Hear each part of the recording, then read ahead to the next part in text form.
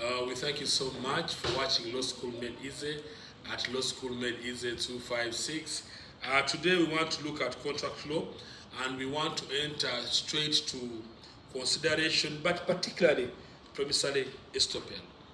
Promissory estoppel is a principle which runs in contract law, especially when we get to consideration, part payment of a debt does not fulfill, as a general rule, the whole amount. But now there is a principle of promissory estoppel. Let us begin by defining what we mean by promissory estoppel. But let me begin by giving a scenario, a serious example, to really explain what we mean by promissory estoppel. Now, if Walter, let's say, if a lady, which name can we use? Let's say if Anita comes and tells Walter, saying, Senior Counsel Walter, I am going to do the law, but I'm requesting if you can help me and you get me some tuition. Then Walter tells Anita that, Anita, I will give you tuition. When the semester begins, remind me to give you tuition. I'll give you tuition for first semester. Now, Anita excited that she's going to get tuition from Walter. Anita goes to Chibuli, picks the admission, pays 50,000 at IUIU.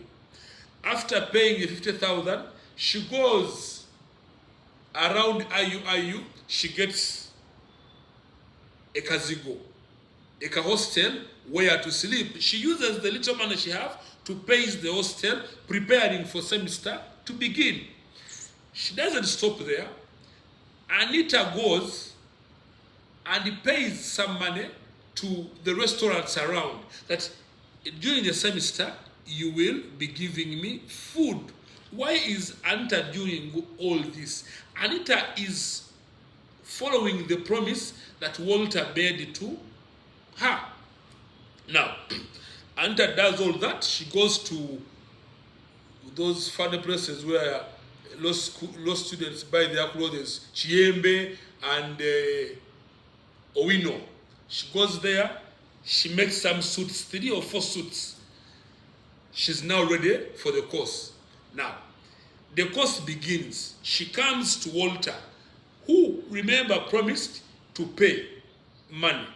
Now, Walter tells her, I don't have money and I'm not going to pay that tuition of yours. Remember, she had incurred everything, relying on the promise Walter had made. Now, the principle of promissory estoppel came to remedy this by saying that Walter is estopped from not fulfilling his promises, for as long as the plaintiff, now Anita, can show that she relied on the promise made by Walter. That is what promissory estoppel means. I want to repeat. Promissory estoppel is a principle that suggests that people are estopped from not fulfilling their promises made to the other party, for as long as the other party can prove that they relied on the promise told by him, by the other party, in this case the defendant.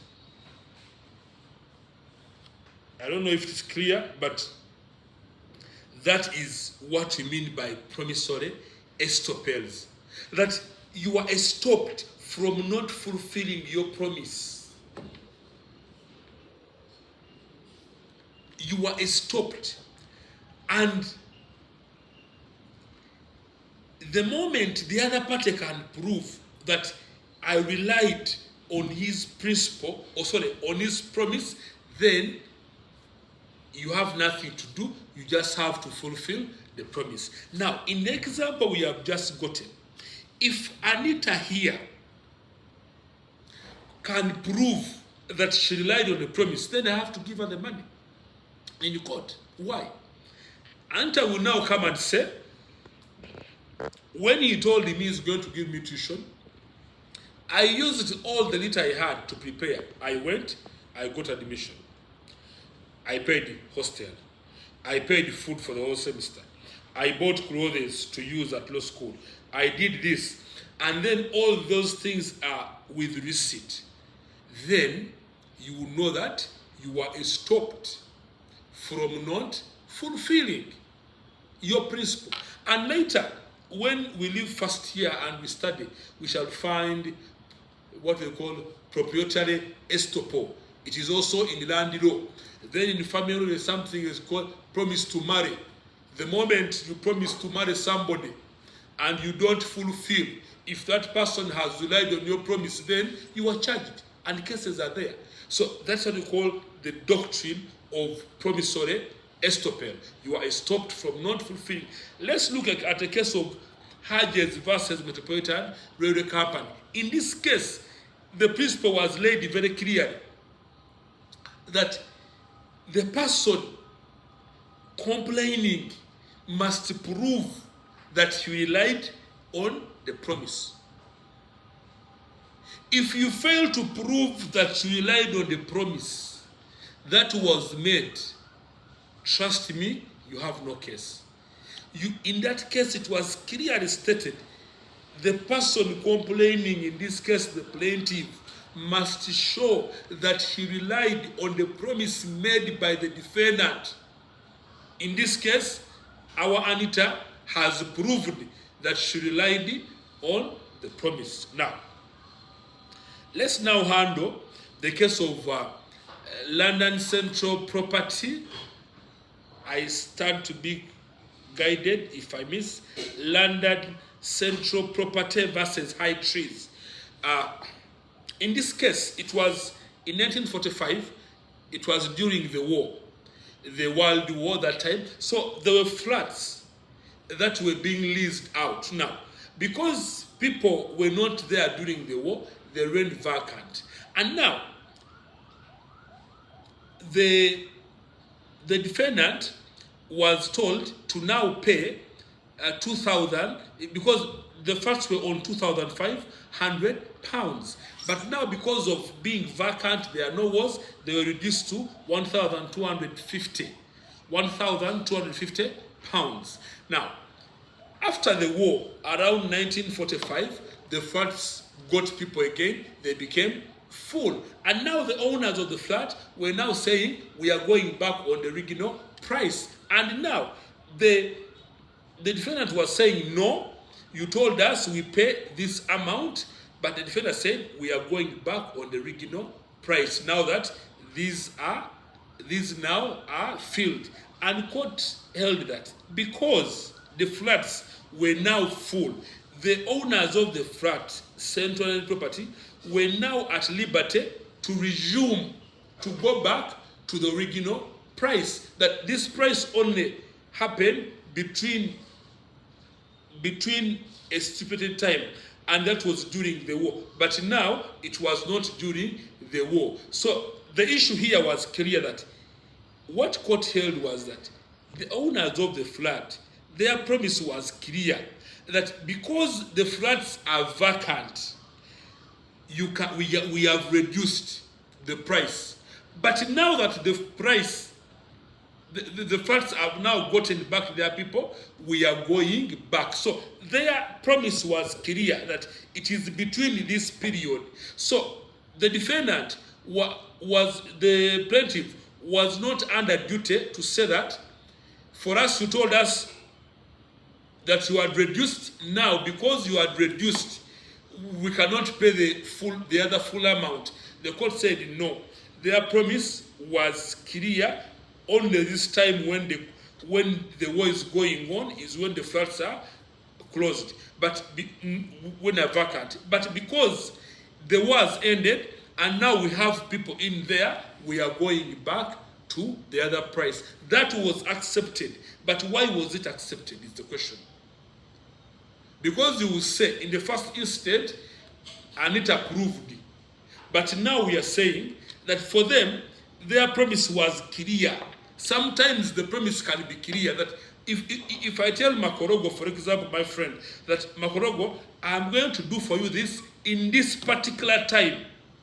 So if I do that in that particular time, he cannot refuse me to do other things after this time has ended, because my promise was targeted on this particular time. This particular time is when I'm doing this. Now the time has ended. You cannot again fault me. Now you man, you told me this. Yes, I told you that, but the time has expired. We are now in a new system, because the London property says, the case of High Tree, they said during the time of the war when the flats were vacant.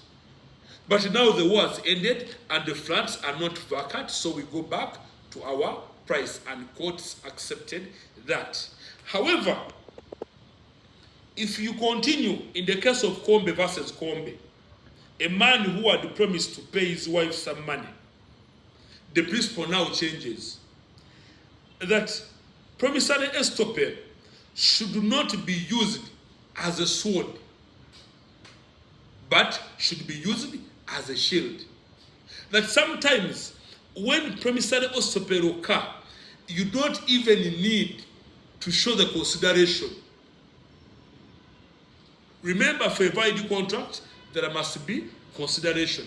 But sometimes in areas of promissory estoppel, you may not even need to prove the consideration. So that is how we go about the principle of promissory estoppel. It is handled in what we call mutatis mutandis. It is case by case principle. You don't say, for us we know this. No, look at the case, and that is how courts handle. It is case by case. But for purposes of our learning in this video, we must know that everybody is stopped from not fulfilling a promise that they made to someone, for as long as the other party can prove that I relied on this principle. We thank you so much for watching Law School Made Easy at Law School Made Easy 256.